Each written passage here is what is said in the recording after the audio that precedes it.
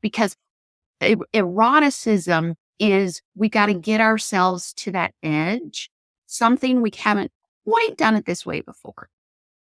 And then it's like there's a little bit of uncertainty there. In that uncertainty, that's the growing edge for couples. If we always do it exactly the same way, in exactly the same position, everything is the same, then eroticism will go away.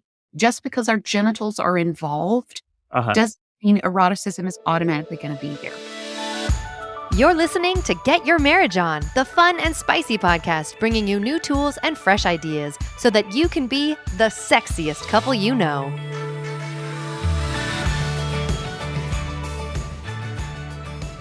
In our Christian culture, we're sometimes afraid of the word erotic, thinking it has something to do with unsavory media or loose morals. Many of us grew up in a culture where anything sexually exciting was considered less than worthy or shameful. However, our erotic natures are actually a beautiful part of being human and a way of experiencing the divinity within us. When properly cultivated, our erotic nature can draw us closer to our spouse in very special ways. In my work coaching couples, I often hear stories where one person in the marriage considers sex as an unnecessary evil. It's like a necessity to satisfy the other partner, rather than something to joyfully engage in for their own sakes. So how do you learn how to cultivate your erotic nature? What if you're also married to someone who doesn't see the value in developing their eroticism? What do you do? Today, I have the privilege of interviewing Dr. Jennifer Degler, a clinical psychologist, life coach, author, and speaker about all of these questions and more. You'll get to hear about how to shift from neutral into drive, the value of curiosity, and some really fun ideas and dares to spice things up in the bedroom. Today on Friday is the second day of our marriage retreat I'm hosting in St. George, Utah. I'm recording this in advance, of course, but I really hope you can join us next time for our next retreat. You can join the waiting list on my website to be the first to know when we hold our next retreat. Meanwhile, mark your calendars for Friday, June 9th. We're going to be announcing a virtual lovemaking retreat very soon that will take place in June that you and your spouse can join from wherever you are. And it's going to be really amazing and fun. And I am so excited to share those details with you coming up. I also want to give a big thanks to my team who works really hard behind the scenes to make everything we do at Get Your Marriage On run so smoothly. Thank you, Allison, Jana, and Amanda, along with my amazing wife, Emily. They're incredible and very creative people that I get to work with every day to further our mission to improve sex lives of married couples. My team and I have worked really hard over the last few months to create a new resource for you. It's called The Ultimate Guide to Pleasing Your Wife. It's approximately 90 pages long. It's like an ebook format, and it's a very detailed guide on how to give your wife more pleasure in and out of the bedroom. One man who's already read through the book gave us this review. He said, "I think this guide is one of the best and most complete guides I've ever read. It's simple, straightforward, and easy to understand." You can get a copy of it for yourself on our website at getyourmarriageon.com. You go to resources and then click on Guides to Better Sex, and then you choose the Ultimate Guide to Pleasing Your Wife. We've been having a lot of fun talking about sex positions ever since our podcast episode last week, and also since we've announced it and made it available in the Intimately Us app. We've also shared that March Madness Bedroom Edition with you, which we're getting a lot of feedback. We're having so much fun with that too. Anyway, I'm going live on Instagram next Friday, the 31st at 5 p.m. Mountain Time to talk about eroticism, sex positions, and other fun ideas to keep the spark alive in your marriage. You're welcome to join me there. I'm on Instagram at GetYourMarriageOn. And finally, thank you for listening to the podcast. If you haven't yet, take a moment to hit the subscribe button now so you don't miss any of the exciting upcoming episodes that we have planned. Dr. Jennifer Degler, welcome to the Get Your Marriage On podcast. How are you this morning? I am good. Thank you so much for having me on. Good. I'm excited to have you here. Now, what I love about you, you've been doing this work for like 25 years. You're a clinical psychologist, and you're one of the pioneers, I think, that in the Christian world, that we're talking about how important sex is in marriage from a Christian perspective. So I've always admired your work. And anyway, I'm a big fan. Well, thank you very much. I'm excited that we've got younger people just coming into this field and helping making, great resources for couples. So thank you for the work you do. Thanks. All right. To get us started off, I want to hear about a time you and your husband were sexually adventurous. Okay. Well, you're talking to the right lady. Um, yes. After you've been married for 35 years, you got to do some stuff to keep it fresh, keep it erotic and fun. And so we are big on being outside. We love to camp, we love to hike, we love to kayak, and we have discovered the joy of having sex in the great outdoors. That is so cool. Yes. So you learned when it comes to packing your backpack, you need to pack some lubricant and some wipes Mhm. to be ready, because you never know when you're like, The opportunity strikes. that's good. That's a really big tree and there's no one around, and we can Uh-huh. just hide behind that tree Uh-huh. and have some fun. So some of our greatest sexual memories are doing that. Sometimes it's funny because it doesn't always work out quite like planned. Mhm. You got to be creative, but it also it's just fun memories that you make together, just private things, just the two of you. That's cool. We've done it outdoors a few times, and it's very different when you feel the wind on your backside and Yeah. you Oh feel, yeah. Oh, and I remember one time we were and it was snowing, and so we were hiking in winter, oh and wow. Uh-huh. but the sun was shining and the wind wasn't blowing, and So so it felt warm where you were in the sun. yes, Uh-huh. and Uh-huh. yet there's snow, and I'm like, wow, this is such an incredible opportunity to. This will probably never come again. Because Uh-huh. normally I would be like, oh, I am not getting none of the clothing is coming off here because it's snow. But it was, and I thought this is kind of magical, and this is Mhm. have some fun with the snow. So Mhm. yeah, just being creative, keeping that erotic spark going. It seems like a lot of couples lose their erotic spark. It was plenteous early on and it Mhm. goes away. Why is that?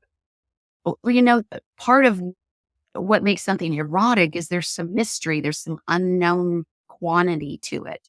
Mhm. And so initially in a relationship, you're getting to know that person and their body. And so there's just more eroticism. But then after a while, we just get bogged down with the practicalities of life. What are we going to have for dinner? Who's going to change that diaper? Who's Mhm. going to, pick up the kids from soccer? And we just stop paying attention to a lot of times our senses, because Mhm. what really brings pleasure and eroticism is when we're connected with things that smell good to us and feel good to us and sound good and look good and taste good. And all of those senses can come together, heighten our pleasure, and also help us be curious, because eroticism requires some curiosity, some courage, and some curiosity. Now, we're not Mhm. talking about what the world would call erotic, Uh-huh. I'm glad you're defining eroticism. right? Yes. Uh-huh. I'm not talking about, well, let's be curious and watch other people have sex. Uh-huh. Well, I'm not talking about that, or being like Mhm. bringing a third person into your bedroom. We're talking about what biblical eroticism. I don't know that I've those two terms That's a new term. We're together. going to coin it. Uh-huh. Yes, biblical eroticism. We certainly see that in the Song of Solomon. But Yes. it's this attitude of that curiosity that then allows you to just really connect with your own sense of what would feel pleasurable to me, what would be fun. And that will bring that spark back into a couple's sexual relationship. That's good. When you talk about biblical eroticism, my mind immediately went to that little story in Genesis about Isaac and Rebekah. They're in the land of the Canaanites under the protection of the king, Mhm. but he had told the king, "This is my sister." Yeah. And then through the window, at least the Bible says, he saw them, make sport with Uh-huh. Rebekah, Isaac. And I've always thought, like, I don't know how long they've been married at that point or whatever, but however they were making sport, he could tell that this isn't a brother-sister relationship. Yes. Is there, which is another, that's a great little, if you would do this with your brother, Uh-huh, you're not, and I think as couples, uh-huh. they will hear, and I'm sure you've heard this as you coach couples, we feel like roommates. We Yeah. feel like Yeah. brother and sister. And I'm always encouraging couples, always have things you're doing in your relationship that you would not do that with a Hmm. roommate. You would not do that with your brother or your sister. Even if you're older and you get to the point where maybe he can't get an erection anymore, maybe he's had prostate surgery or something, Hmm. but continue to have erotic activities together. So taking a bath together, laying naked together, showering together, and soaping one another up. Those are Hmm. things that you can even do when you're very elderly, perhaps, and your parts don't work like they once worked. But for couples to think bigger about sex than Hmm. just, we need to get a penis and a vagina, Uh-huh. then we check it off, somebody ejaculated, and we're good. Uh-huh. Because that becomes about duty sex, and it will just crush the feeling of erotic playfulness Hmm. that really makes sex fun for couples. Gotcha. So I think the majority of people listening to this episode are probably the ones that have higher desire for sex in their marriage already. They're Mhm. probably the ones that are like, hey, you're preaching to the choir, but Okay. my spouse isn't willing to X, Y, or Z. And I think sometimes that thinking might be helpful, but other times that line of thinking may not be helpful. What advice do you have to the person listening today that wants more eroticism in the relationship, but looks at their spouse as a limiting factor for that? Yeah, that's a great question. And I would say, first of all, to look at, are you trying to get your spouse just to like do the things that you would find erotic? So, for Hmm. example, that we typically think, okay, if she'll just put on some lingerie, she'll feel Hmm. erotic. But you know what? She may not. That may not be it for her, or it may not. What kind of lingerie? And so thinking, this is where we each have our own work to do, Uh-huh. where we connect with ourselves. We are actually sexually intimate with ourselves in the sense that I'm actually going to take the time to notice what for me is pleasurable for me. Are Hmm. there certain textures that I could wear or sense? Are there flavors? Are there smells that for me really just bring about a feeling of it feels good. Not Hmm. necessarily that I'm like feeling, ooh, I'm so aroused, I want to have sex, but Hmm. I'm beginning to connect with my own body and notice that. And so I would encourage that higher desire spouse to talk to the lower desire spouse and be compassionately curious. Gotcha. Uh, About their eroticism or about yes, right. About understanding your own and sharing that with them? right. Because And just both. be and really the conversation starts with being compassionately curious about what is even your reaction to the word erotic. Uh-huh. Because I'm noticing like what happens in your body when you even think the word erotic. Hmm. Do you begin to armor up? Do you begin to shut down? Well, now that's interesting.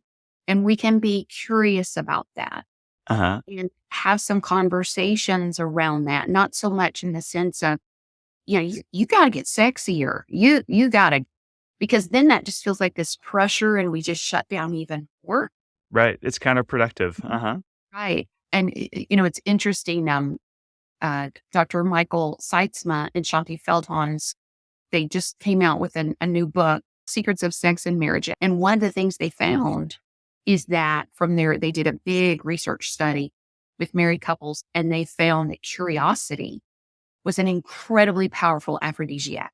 That when Hmm. you feel like my spouse is genuinely curious about me, that is such a thing to stir up in you. Wow.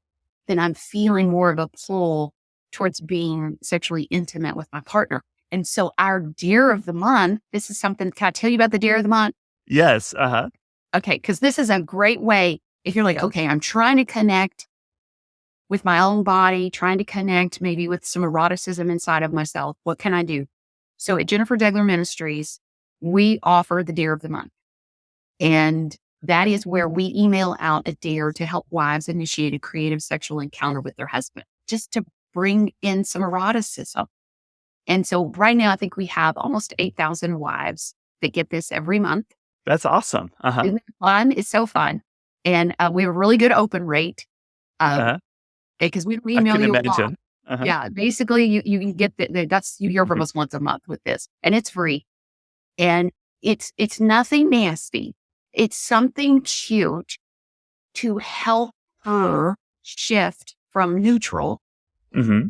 into drive, where she is thinking in advance during the day and thinking more erotically. And so, for example, what we did to kind of dovetail with the new book is we came up with a dare for February 2023 called the I'm Curious Dare. Okay. I'm Curious Dare. And so what the dare is we have a PDF of questions that he asks her that start with I'm curious. Is blank your favorite position?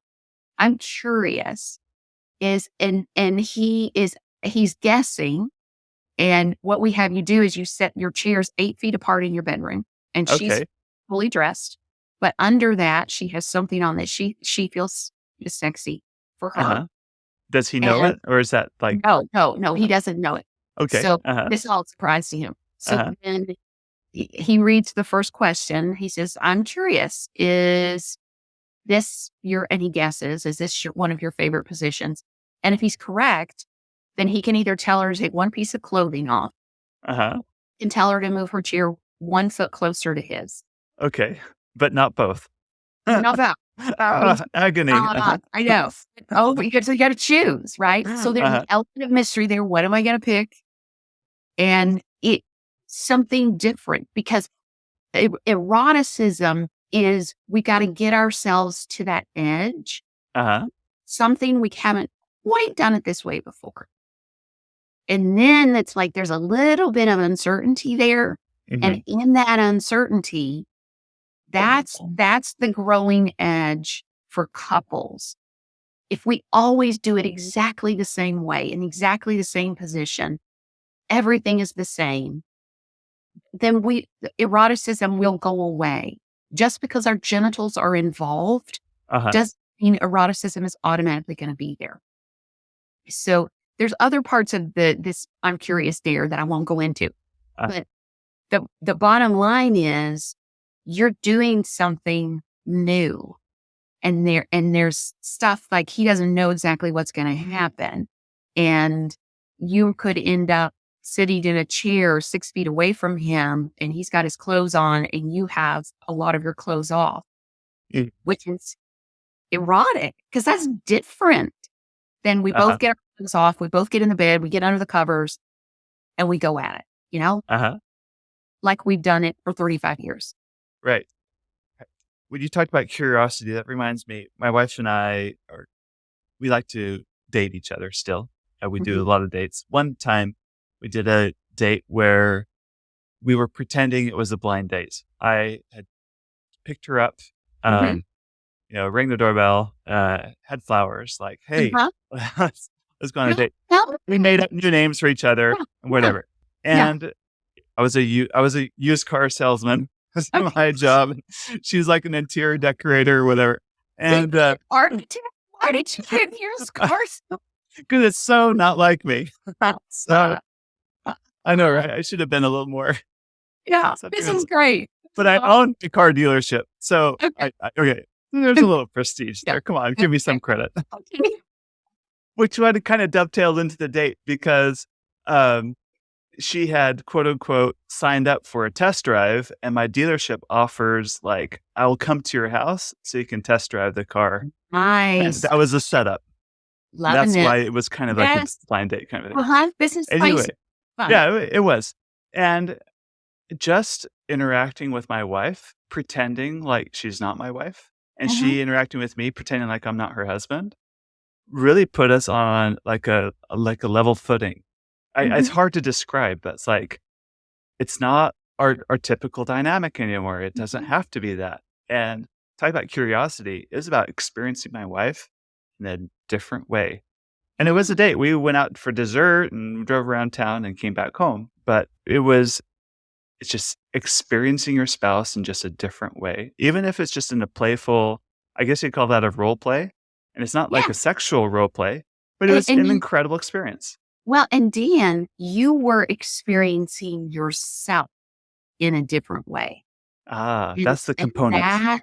that's what's so important is that because when I experience myself in a different way, I am really awakening my own eroticism.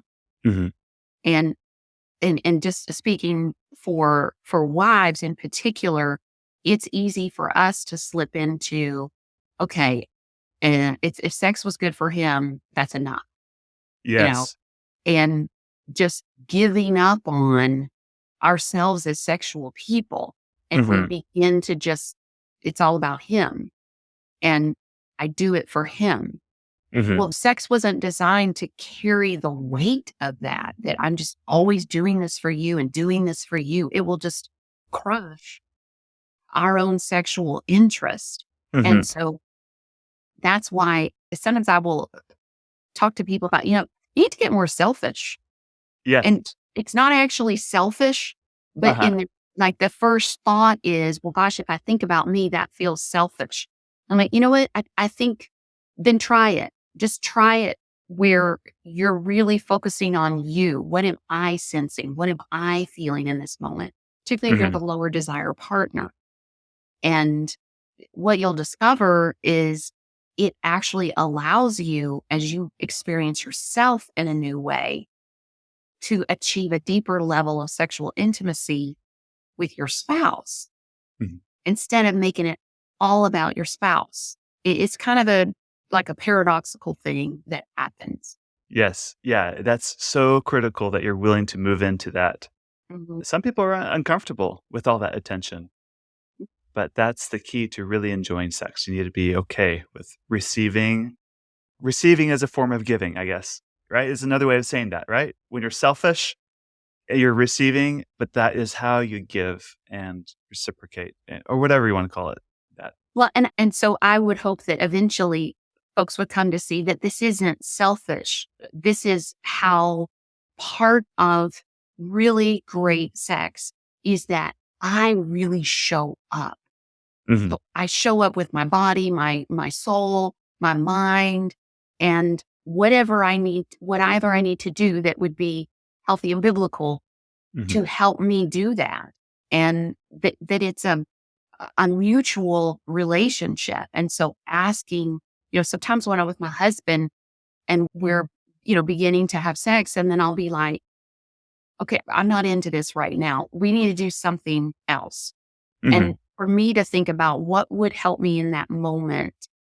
Or sometimes we've been married a long time. Uh-huh. Okay, I'm getting bored. I'm Uh-huh. getting bored. I mean, even though we're like our genitals are involved in the Uh-huh. moment, I Uh-huh. am sensing I'm just kind of bored with this right now. Uh-huh. And so what do we need to do? Do we need to stand up? Do we need to, anything? What could we, something so that I'm experiencing myself and my body in a different way, Hmm. which will help me then feel more erotic. So again, noticing self and taking responsibility for that. That's good. And you're willing to say, I'm bored. I think so many people are like afraid they're going to offend their spouse if they say that. Well, and many people would. I mean, like I Uh, said, we've been married a long time. uh-huh. We've been married a long time. And so for us, there is so much, we've built up such a sense of trust Hmm. and kind of shorthand. It's kind of a joke. I mean, around our house, I'll be like, I'll open the refrigerator and I'll just say, I'm just bored with all the food in here. I'm just so bored with the food. So it's kind of our inside joke about that. I get bored with stuff. Oh, gotcha, gotcha. Uh-huh. So it Yeah, works for you two because of your exactly. relationship. Because it's Good. part of, we have Uh-huh. a sense of humor around that. But for somebody else, that could be really wounding Uh-huh. if their spouse just said, I'm bored right now. Or I'm So bored with you right now. right, right. But I'm not Uh-huh. saying I'm bored with him.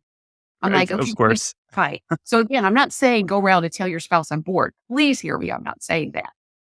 I am saying thinking about noticing within yourself Mm. that if you're not into it, our tendency is to think, well, my spouse needs to get sexier. My spouse needs to make me feel more erotic. My spouse Yes. is the one that's lacking here. And I'm guilty of that myself in the past. Of course, Mhm. I'm better than that now, but And I think we all are uh-huh. because, and see, to me, that actually is selfish when we Okay. think Mhm. it's my spouse needs to change and do all of these things so that I will finally connect with my own sexual self. That's like, that's a tall order for a spouse to have to do. We Right. all have our own work to do sexually. And we are also together, we create our sexual relationship. So if we're feeling like, things are getting a little stale here, then what can we do together to make it more exciting? Like the Dare of the Month. Right. Okay. Can we double click on this just a little more, go a little deeper? Okay. So you are the higher desire spouse and you want to do all these new positions or new sexual acts or locations like out in the snow. Mhm. And your spouse doesn't share your same enthusiasm with all the ideas that you're suggesting. Then you begin to kind of think that, well, it's my spouse's fault we don't have an erotic relationship.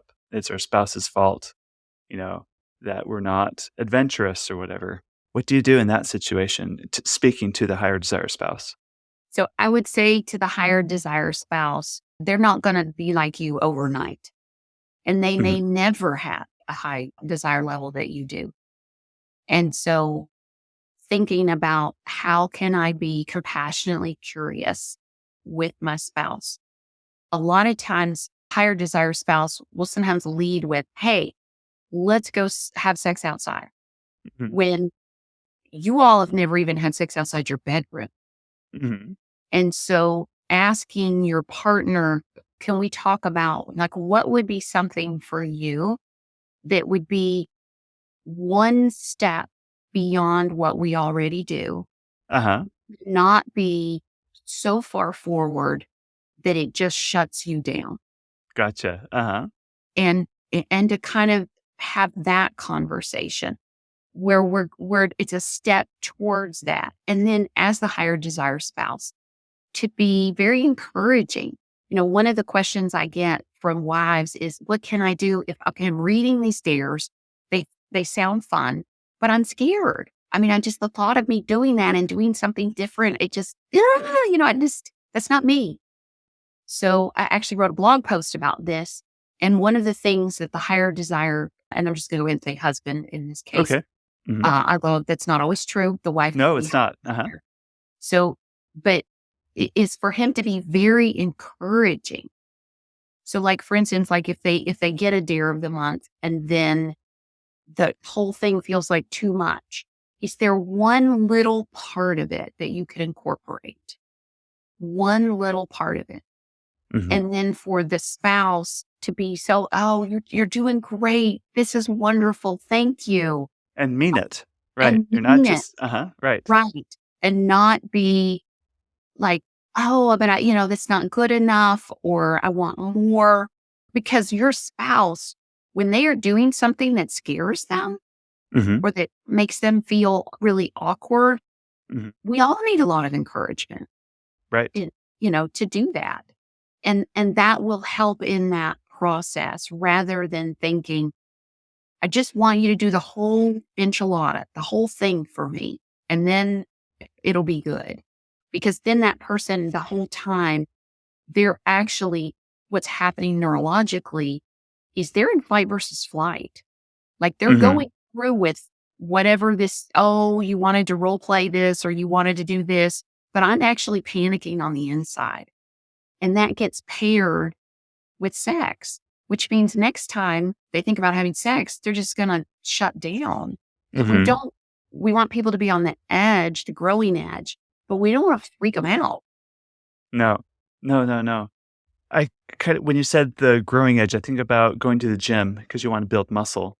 And if Mhm. you do the workouts that are always too easy for you, like on a scale 1 to 10, like the 2s and 3s, you're not gonna build any muscle.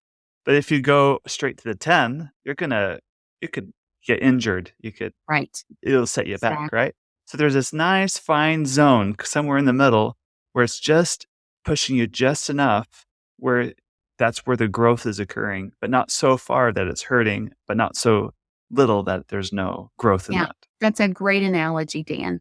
And and like going to the gym, if we think about motivation, if you're the Hmm. lower desire partner, okay, so if the higher desire partner is saying, I want this, do this, and the lower desire partner, if their motivation is, okay, I got to do this for him, that it's kind of like the gym. Like if you're going to the gym because your spouse wants you to go and wants you to look a certain way, I mean, that's only going to take you so far.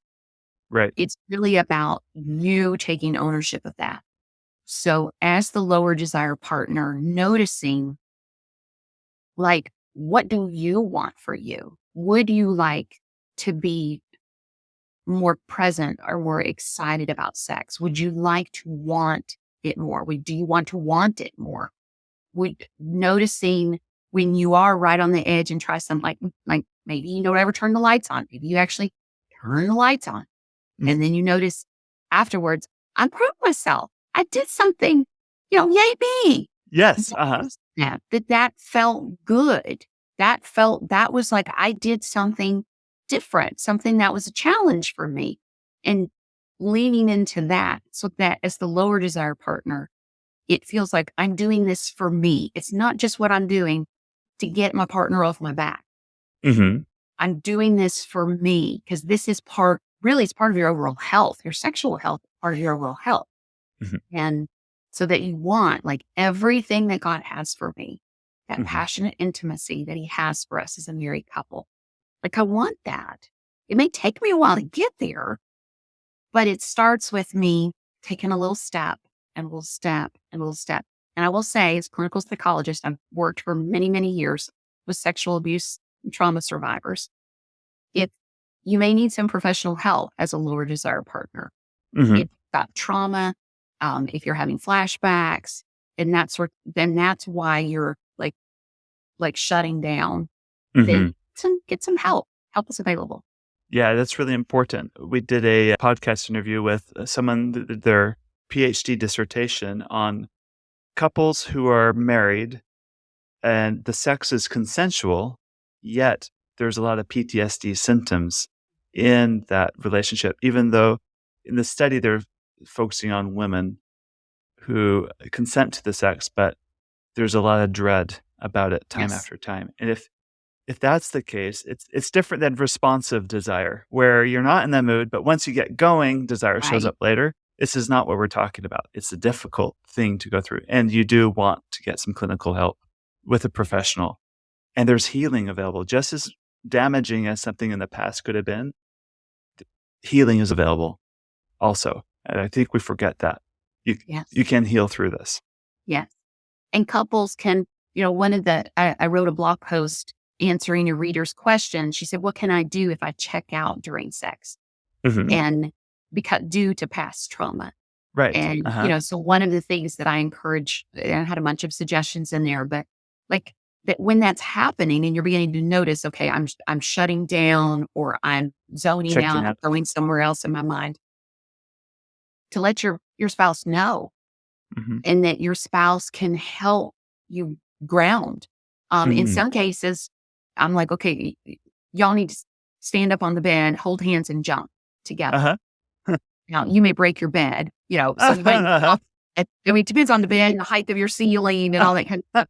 But see, Uh-huh. you're laughing. And a lot of times when couples will do that, they're holding it like kids, they're holding hands and jumping on the bed. It pulls you back into your body, Mhm. that's what needs to happen as a trauma survivor. You're also having fun and your Uh-huh. partner is partnering with you. So you're not alone in this. Mhm. And it just can help with the healing. Mhm. And again, we're doing something different. We're making new memories. It creates safety because I guess, Dan, an important point we need to make is if there isn't safety and trust in the relationship, then there can't be eroticism. Right. Not really. Right. Um, and so again, we've got that edge that we're asking people try something a little bit new. I have to be able to trust you and feel safe with you so that I will do that.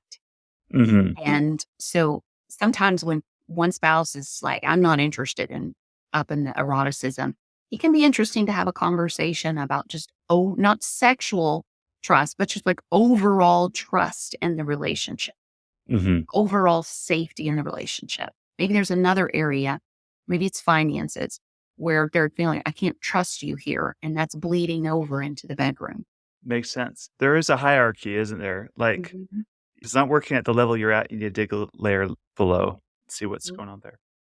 All right. I want to know, as we conclude, can you share one other dare that you offered your members in the Okay. past? Here is the very first dare that we sent out in July 2010. Okay. So it's July. So I want to do something patriotic, for the 4th of July in the bedroom and something simple. So here was the dare. You got 3 flag stamps, peel and stick Uh-huh. stamps like that you mail a postage stamp with. Uh-huh. And you hid them in 3 places on your body. And I recommended one on the back of your neck, one on the bottom of your foot, and one in a more intimate place. Uh-huh. And you got fully dressed. And then you invited your husband into the bedroom and you said, okay, I have 3 stickers on me. If you can find all 3 using only your hands with your eyes closed or wearing a blindfold, then we're going to have sex. And what happens, he'll never think to look on the bottom of your foot. And his eyes No. are closed. So what happens is she ends up getting full body caressing. Uh-huh. He is running his hand over and usually he finds the intimate one very quickly. But the rest of them, and they're laughing, it ends up tickling, and she can even do hot and cold. Okay, you're getting hot, you'll know you're cold. But she is getting a lot more foreplay, a Uh-huh. lot more stimulation. That's a very simple thing to start out with. It Mhm. only costs you the cost of 3 stamps. And if you are very careful, you can reuse those stamps. If you're really frugal, you sure If you're can. really frugal, you could use any stickers that you Uh-huh. have. It's just the postage stamps are actually, they're good. They're hard to find. They kind of just Uh-huh. disappear into Uh-huh. skin. So simple, fun. Anybody could do that little game and it'll be all of a sudden it's different. And you're standing up while you're doing that one. That's awesome. Isn't that all? And I thought, Uh-huh. That's good. Good. Tell me more about the programs you offer and how people can find you. okay. So they can either go to Jennifer Degler, DEGLER.com, or they can go to CWIVES, CWIVES. That stands for Christian Wives Initiating, Valuing, and Enjoying Sex. They can go to CWIVES.com. Both those domains will take them to the same website. They can sign up for the free dare of the month that we email out on the first day of the month. They can also, if they want, we offer the free 324 Club. This is where you have to have sex 3 times in 24 hours. Anything Mhm. counts. If you think you had sex, you had sex. If you're both in the same room and somebody had a good time, you had sex. We don't want to know what you did. But Uh-huh. if you do that 3 times in 24 hours, then you email us your city and state, the date you met the challenge, and either your initials or your pseudonym. And we will put you on the Sea Wives Wall of Fame. And so we have a Wall of Fame, the 324 Club Wall of Fame on our website. We have hundreds of couples from all over the world Uh-huh. that have met this challenge. So that's a fun way to get, because a lot of times we're thinking, okay, we did it. Check. Don't have to do that again for weeks.